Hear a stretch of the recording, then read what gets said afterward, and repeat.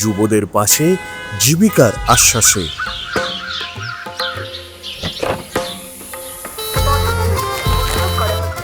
অনেক তরুণ তরুণীর পড়াশোনা শেষ করার পর সবচেয়ে বড় লড়াইটাই হলো একটা ভালো কাজের সুযোগ পাওয়া।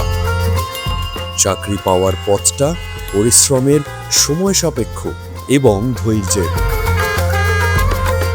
বাংলার যুবসাথী ১৫০০ টাকা জমা হলো। এই পথ চলার সঙ্গী হতে আমাদের সরকার নিয়ে এসেছে বাংলার যুবসাথী প্রকল্প, যার মাধ্যমে শিক্ষিত জীবিকাহীন যুবক যুবতীদের প্রতি মাসে ১৫০০ টাকা করে সহায়তা দেওয়া হচ্ছে।